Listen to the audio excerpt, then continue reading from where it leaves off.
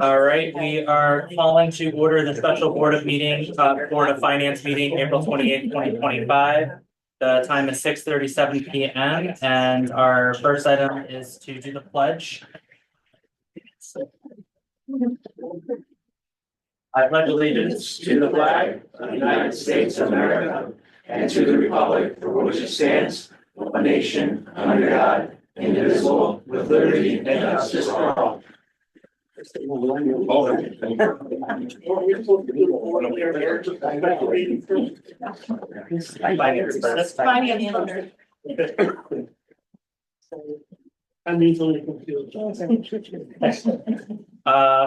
up, I just need a motion to accept the meeting minutes of the regular meeting held on December 10th, 2024. I'll make that motion. Thank you, Diane. I'll second.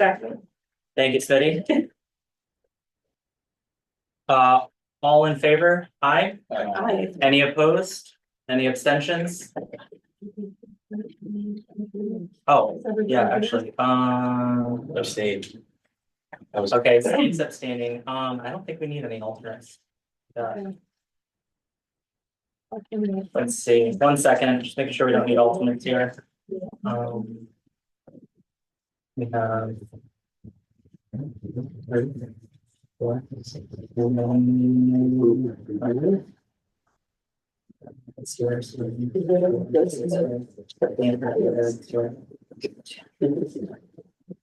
We don't have Joe salaries anymore.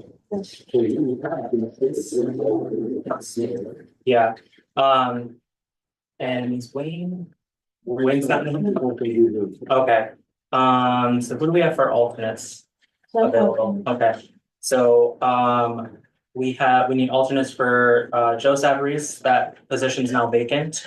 As he gave his, letter of resignation, that was maybe 4 days ago. And then, Wayne is absent. So Elmer, you're in, and Teresa, you'll be the alternates for tonight. Thank you. All right. Any discussion on the meeting minutes? I do have Steve marked as abstaining. Okay, thank you.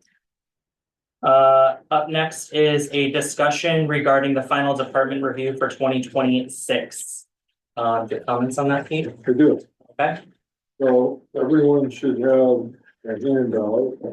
It's 17 pages. And what I'm going to do, and by the way, all the changes that we have discussed are included here and are highlighted in gray. So what I'm going to do now is explain the changes and then take questions. And after that, we will then we'll do the transfers, we'll follow the agenda. We will then go to what will be the shortest meeting in the history of the borough board, where we do nothing but refer one item to the joint boards. And then at the joint boards, we will discuss the transfers and every item here, and we can discuss it further. So from a finance board standpoint, the only new information is what I'm going to discuss highlighted in gray. And then when we get to the joint boards, we can discuss anything that comes up. So if we look at page 1, there's a change in gray under town hall building, regular payroll, 82,935. And what that is after we take over facilities, eliminate positions on the Board of Ed side, take over their capital account, there will be one new employee on the borough side who will be a key person to work with the borough and our entire team primarily Board of Education facility matters. So we discussed this, we decided to do it, but now we're seeing the number for the first time. And the number we're working with, it's a little under that because there are some other very minor payroll adjustments in the $1,000 range, but essentially, that's what we're looking for the new position. Any questions about that? All right. On page 2, under maintenance, building and grounds, 157,414. I'm gonna say 98 or 99% of that is the maintenance costs for taking over Salem School. So, if the Board of Ed, if everything goes according to plan, the town will have to take care of heating, electricity, the Salem School. So again, there's no surprise there except what the number is. And the number we're using is the number that the Board of Ed had in their budget for what they thought it was gonna cost to heat and electricity and stuff. All right. So now we get to skip through a whole bunch of pages.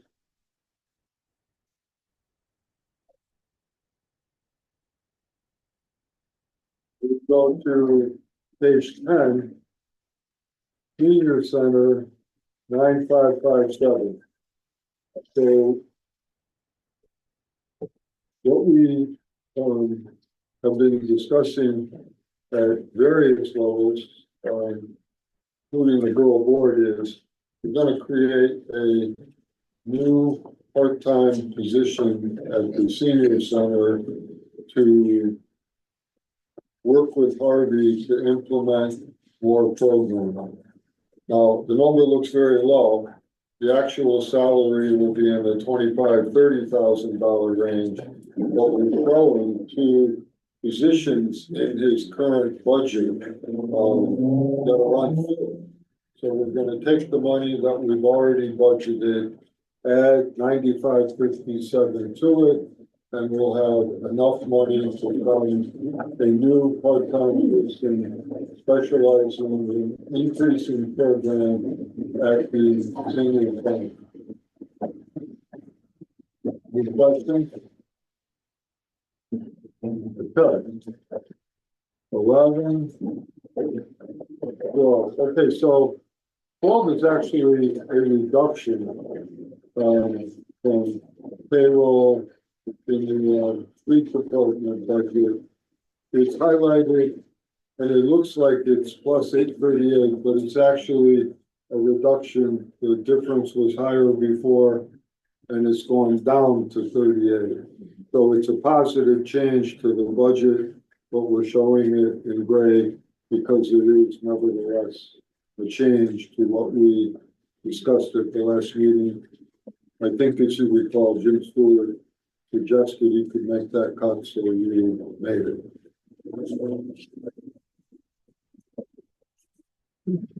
Okay, so the excitement starts on page 14. So again, the first 2 items were suggested cuts from engineering, environmental testing and compliance. We're taking down 15,000. And we're taking down equipment outlays 1,300. So those are positive changes. All right, now, starting with pensions on page 14, and when we get to page 15, all of these items come out of the $2,294,000 of expenses that we previously discussed, which are for Board of Education employees, with those numbers are now being placed on the town side of the budget. So the 740 is not, it's not new in the sense that we've already discussed making that change, but that's the actual number that we showed before, which now comes to the town side. So it's new in that for the first time, It's appearing on the town side of the equation, not the Board of Education side. And What's that number against you? 736,000. was 740. So 736,000 belongs to the Board of Ed. The other 4,000 was an increase on their side. Right. Yep. All right. On page 15, everything in gray are in the same category. They're numbered from Board of Education items that are now moved to the town side regarding unemployment compensation, workers' compensation, Dental. yeah, it's hard to follow the lines. Pension, medical, and other pension employee benefits. Are those right? OPEB. What? OPEB. OPEB, 25,000 OPEB. So if you recall in our previous discussions, we discussed moving $2,294,000 of Board of Ed employee-related expenses to the town side, and those numbers in gray equal that same number, $2,294,000, with some minor exceptions for town side increases like the 4,000 Allison just mentioned, but almost all of those numbers are the numbers we decided moving to the town side. So there are only changes in the sense that they're appearing on the town side for the first time. On page 16, Naugatuck Valley Health District, the final number came up $874,000 dollars. Very good. $874, just so we're clear, not $874,000. Yeah. And Connecticut Partnership for Children is showing up 20,000. Under reserve fund, we're showing zero because we're gonna use our undesignated capital reserves, which we're gonna discuss below. And on the Board of Education side, the same number that we discussed before, 1,706,000 would be a direct increase to the Board of Education budget. So when we look at it, and by the way, I'm gonna say it. I've said it before. I'm gonna say it again. I'll repeat it and take questions. But if you follow the big numbers, we discussed a $4 million increase to the Board of Ed, and that number holds. So our previous discussions are all embodied in these numbers, and they come out in two ways. 1,706,000 added directly to the Board of Education budget, and 2,294,000 of what used to be Board of Education expenses transferred to the town side of the equation. So what we have when all is said and done, the town budget, just on the town side without anything to do with the Board of Education, using the final numbers, or I'll say close final as of today. And by the way, numbers change all the time. We had changes from the state on Friday afternoon, so there could be changes between now and the end. But as of this minute, the total increase just to the borough side in just borough matters is $885,932. So a 0.62% increase. And on the Board of Education side, well, so I'm gonna stop there. So town side only up 885.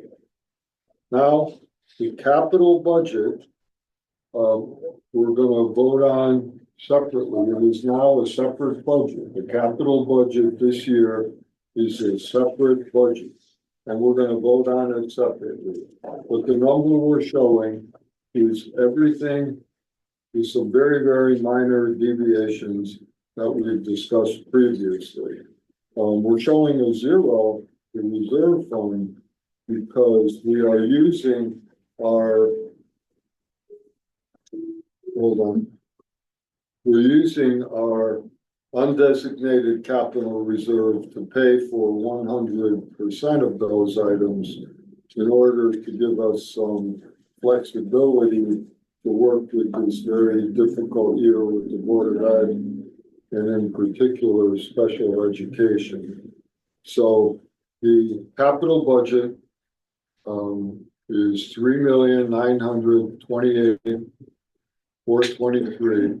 But that money is all coming from undesignated capital reserve. And we're also later tonight going to make the transfers that enable us to do that, to get our undesignated reserve high enough to make that happen.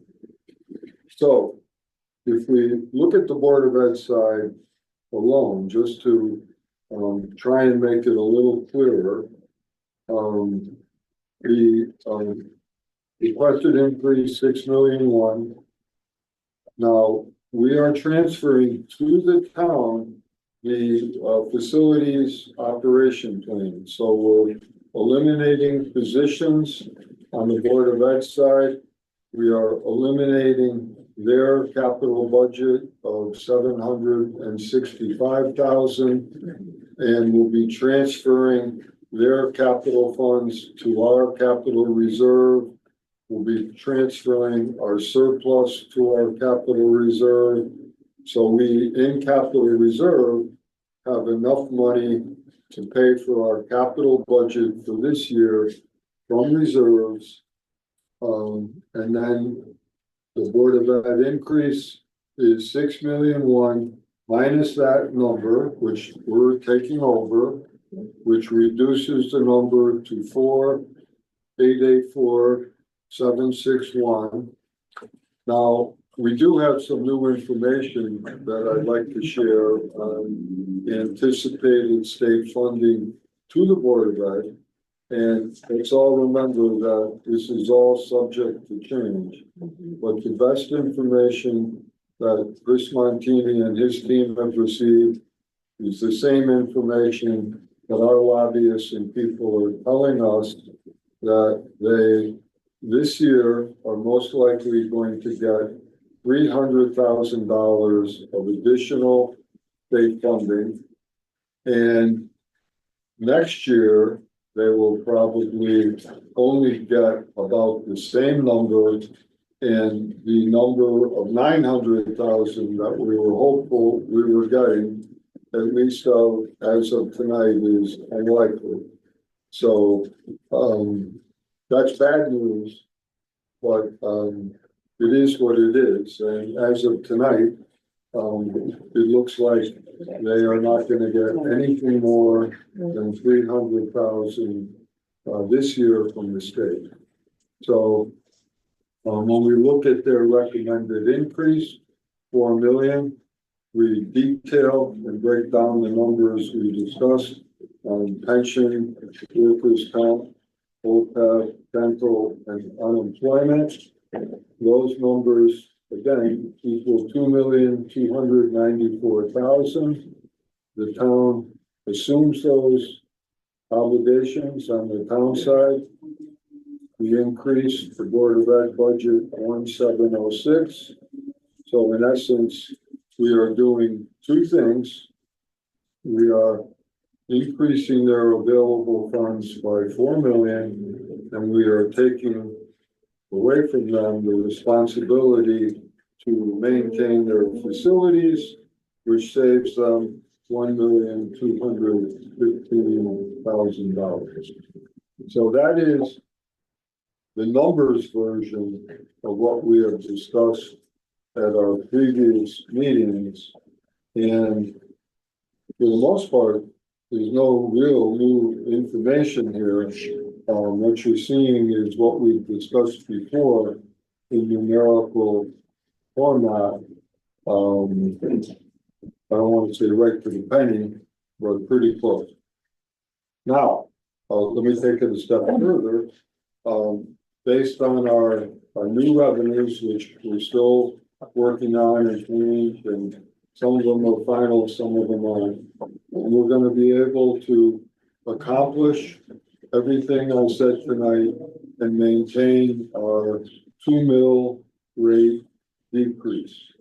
So as of right now, everything we'll be voting on tonight will put us in a position to give the Board of Ed the items we discussed and allow the final budget to include a 2 mil tax decrease to the taxpayers, which keeps us on track with what we felt was our plan for the 3-year reval phase-in.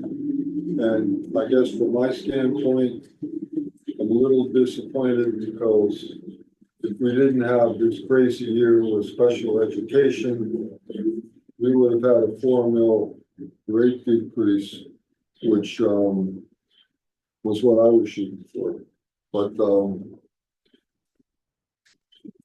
state didn't help us out. So I'm going to stop there, take questions, and then we can, I'll turn it back over to James. Diane? So Mayor, what you're saying is this 1.7 million to give to the Board of Ed so they don't have to make any additional cuts. I'm saying we're giving them 1706 under the law. They can spend it as they see fit. Okay, Yeah. so.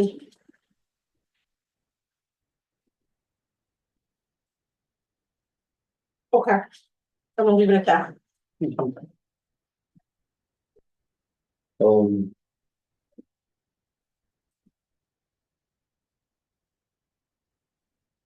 Charles? I should say, Chris, what is the amount?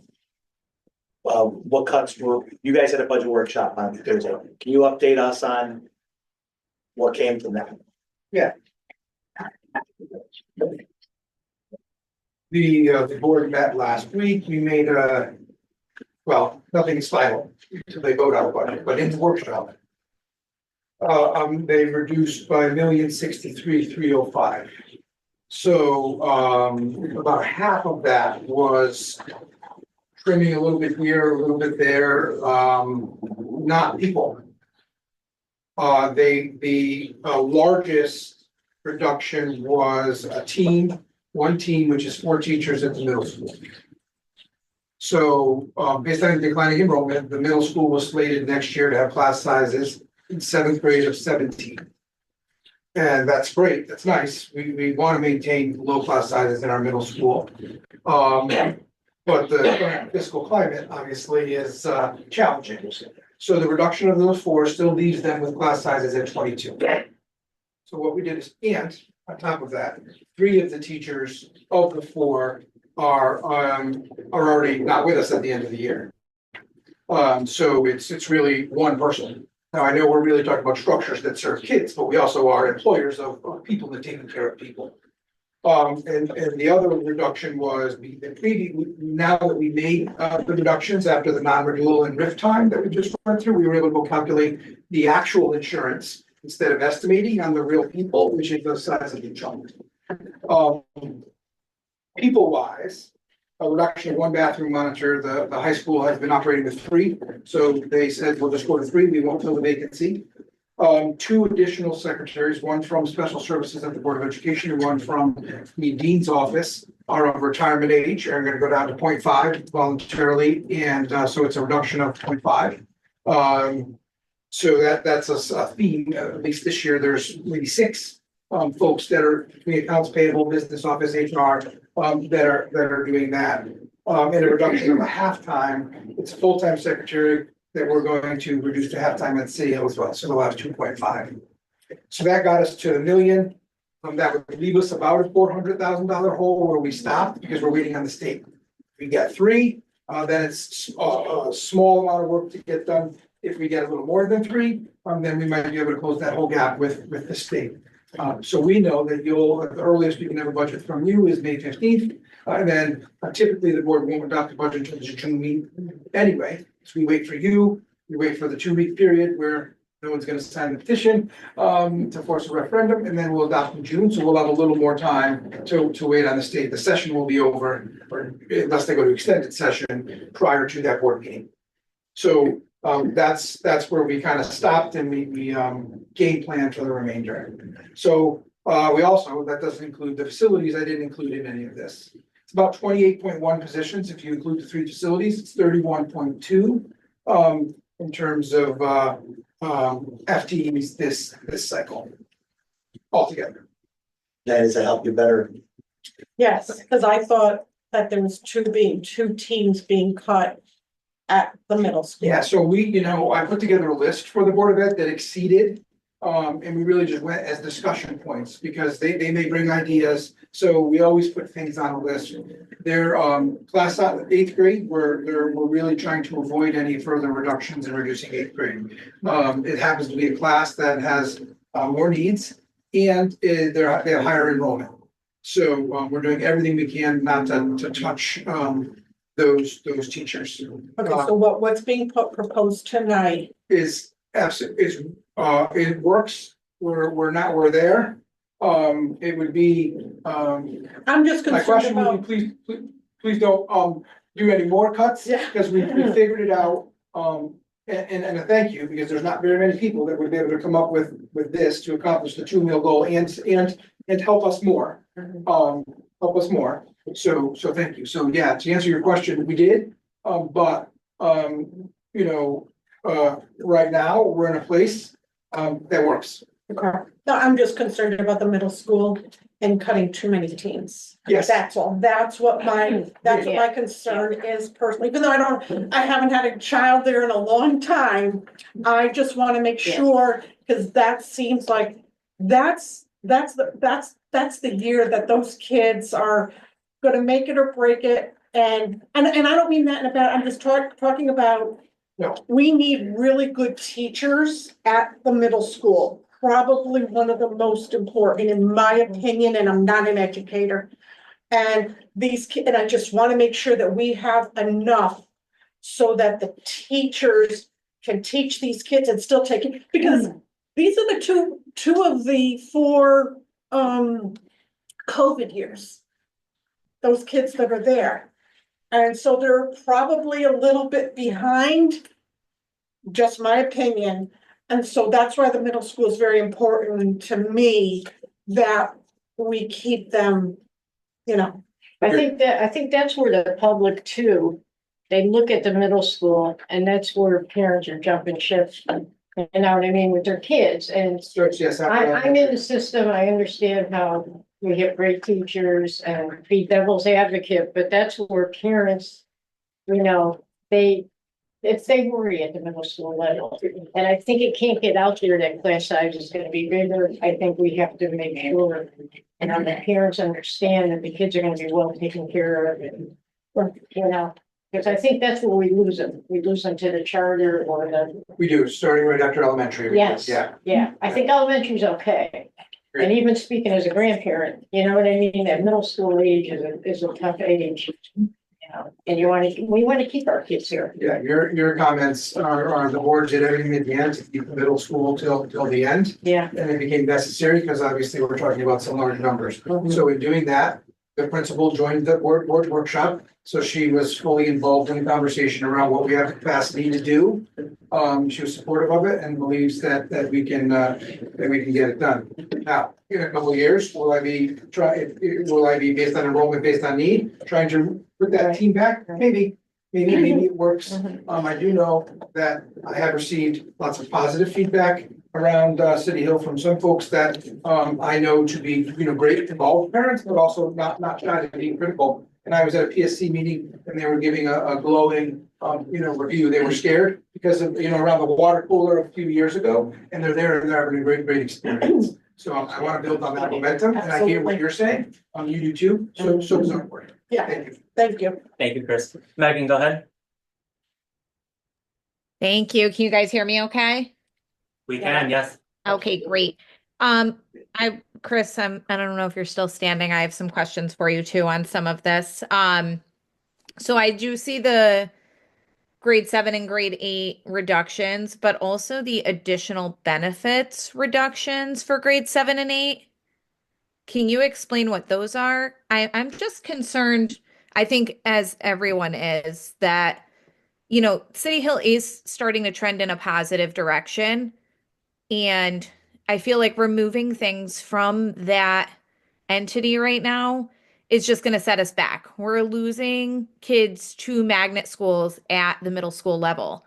And now we're taking things away from them. And I understand we have a budget goal to meet, but when we're finally making positive change, and I've been spending quite a bit of time over at City Hill myself, coaching over there now. So I've gotten to know a lot of the kids and understand some of the services and things that they need over there. So seeing these reductions just really concerns me at that level. First point of clarification, grade 8 was not touched. That was a list from which to choose. If you're referring to the list that's posted on board docs. I can email you the actual reductions. Not everything there was taken. The additional benefits, the wording, we've since corrected the wording. Those are the actual benefits associated with the employees. Because we were doing one team of 4, we were able to identify the exact people instead of making estimates, like early in the budget process when you don't know who you're going to lose. When you're talking about a team of 4, first of all, 3 of them, we already know who they are because they're already going. So it was left with one person who was the least senior teacher in that particular field. So only one grade, only one team, 8th grade was not touched. And those benefits are the benefits associated with, health, et cetera. And their salaries. So I agree with you. This would not be a decision that we would be making if we weren't in the midst of very challenging times where we have far reduced our payroll beyond the contractual obligations to be in the negative. So just, pointing out almost 3 million from transportation for out of district transportation and tuition, and then 1.1 million for health insurance. So right out of the gate, we were at over 4 million on just those 2 things. So that is making us make some very difficult decisions. We share the sentiments of both you and the board, where we want to provide the appropriate resources, manpower included, to our students most in need. Right, so your kindergarten, your grade 1, again in your middle school, absolutely. We're committed to doing that, and we believe that we can do it with one less team, given the declining enrollment. I just fear that the enrollment's going to continue to decline, and we're just going to be dishing money to magnets with these.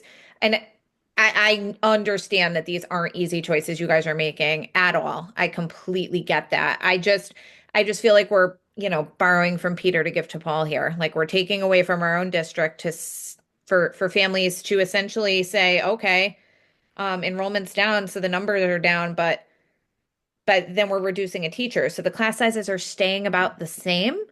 And that's what is a big reason I think that people are leaving. And another big reason I think if we can initiate those exit interviews for families that are leaving to go to magnets, I think we would benefit and get some good feedback on other changes that can potentially be made to find out why these people are leaving. Yeah, and we've been doing those this season as people come in and start to transfer out. All right, any other questions? Just, Go ahead. Superintendent, you mentioned that the board, sort of approved the other night, these numbers. But they still have to vote on. Yeah, it. it was a workshop. It was a workshop. Was there a quorum there? There was a quorum.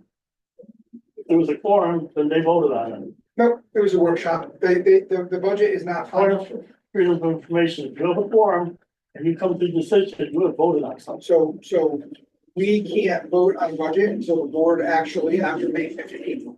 Then we adopt the budget. I think that's one of the problems that this town has had for so long, that they call things workshops that are actually meetings. And this town has been sued in the past for having meetings that they call workshops. I can assure you that we're well, And, budget workshop is well within, you can't take any action we got opinions. And then they'll do You just have a like, quorum. did you have a forum the other night when we discussed? You know If, what? So I guess so what I'm I'm saying, saying, if you have a quorum, according to freedom of information, you have a meeting, it was a meeting, it was noticed as a workshop. okay? And if they came to a decision, that in fact is a vote. If they came to a decision, this is what the budget's gonna be. They'll come to a Fran, decision. this is the way it's been done in the three So, systems. Fran, I've we worked can- with. Fran, we have budget workshops and we come to an agreement, yeah, we're gonna do the. I know, and it's come up so many times under But how freedom can of you not? information, if you have a quorum. So then what you're saying is the finance board, when we have a That's the budget Board of Police workshop. Commissioners, and that's the Board of Ed, in the past, they got sued by the state for having a meeting.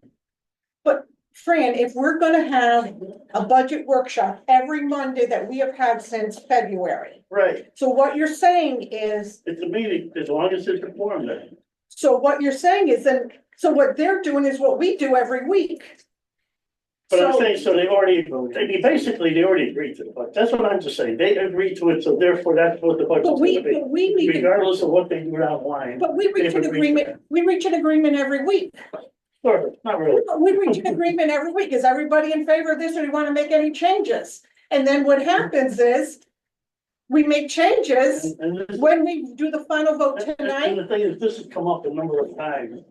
And that's why they started noticing meetings and so forth. If it's a meeting and you have a forum, So then what you really, but common sense is what you're saying is when we have a Monday meeting, we have to tell people, don't come because we can't have a quorum.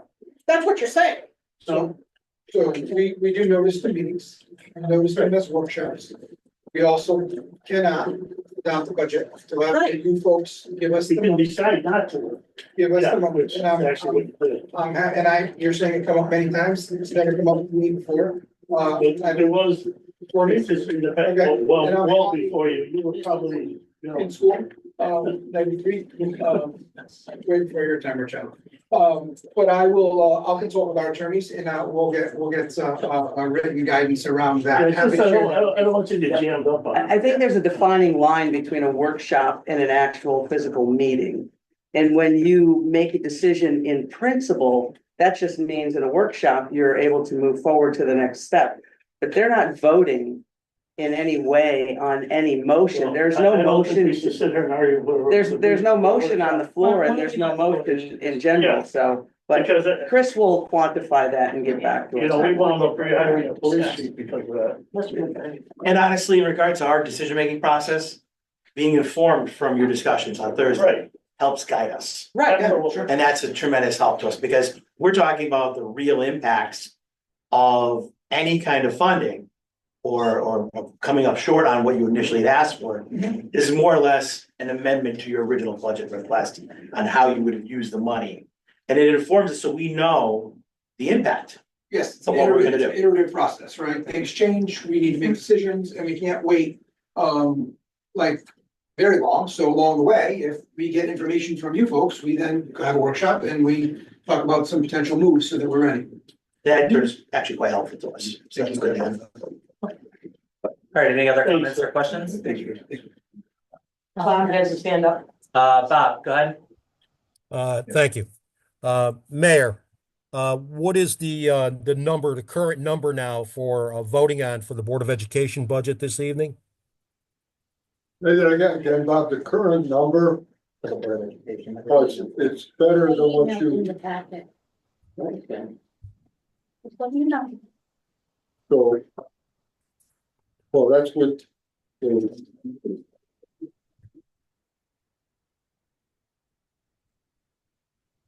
So where's the, 7491, 698. no.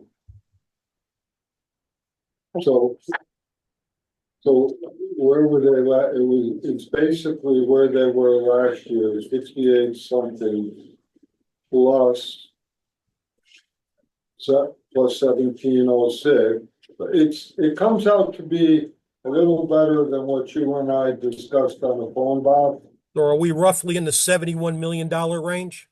Yeah, I think it comes 70 and change. Okay. And that's a huge benefit to the borough, number one, because, So here's the number. The okay, number is 7491,698. okay, fantastic.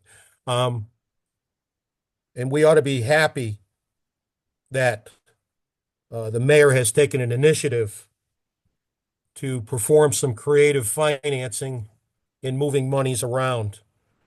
Because us being an alliance group, if we had approved the $75 million for their budget, that would have put us at a new threshold for next year, which we couldn't go below. That's a plus. The new threshold is only couple of $1 million over what they currently have, which is doable now. It's going to come to a point, though, that the town can only sustain so much of Board of Education money on the town side, including all these items plus health insurance, etc. So we have a long way to go for the future. We're fortunate that the mayor has done some creative accounting this year to help us in the threshold being lowered. And it's fantastic that we are still with a 2 mil decrease. Now, that being said, the devil's advocate of that, we all love a 2 mil decrease, but with a 2 mil decrease, most of us are still going to pay an increase in taxes this year. And that's fact. So that's where I am with that. So- Thank you. Just to be clear, businesses, industry, residential people pay less, most of them. Some pay the same, and those whose rebound numbers went up over the median pay more, but their increase this year is less because in the final phase, the lowest amount of increase is absorbed in year 3. So what you're saying is partially true and,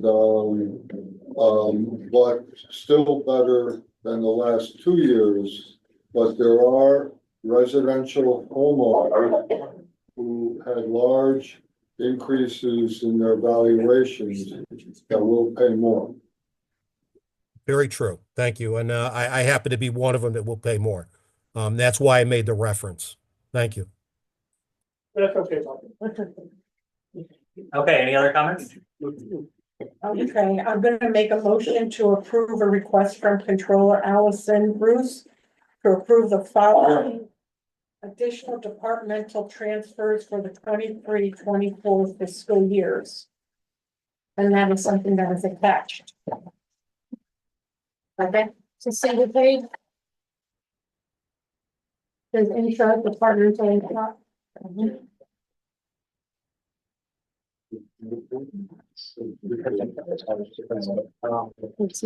on the last page.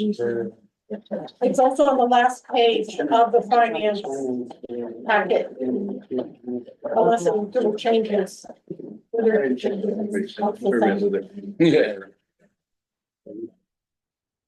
So if you're shuffling through your papers, it says Board of Naugatuck Finance Board, I'm sorry, Borough of Naugatuck Finance Board, intra-department transfer fiscal year 23-24, and it's dated April 28th, 2025. We need a second. We have a second. We have a motion and a second. Yeah. So the motion made by Diane, seconded by Nicole. So just start off. So these numbers come from the auditor and they don't change anything. We still wind up with a significant surplus, but these changes are necessary to make everything balanced. So that's the general explanation. You want to add to that, Alice? You said it beautifully.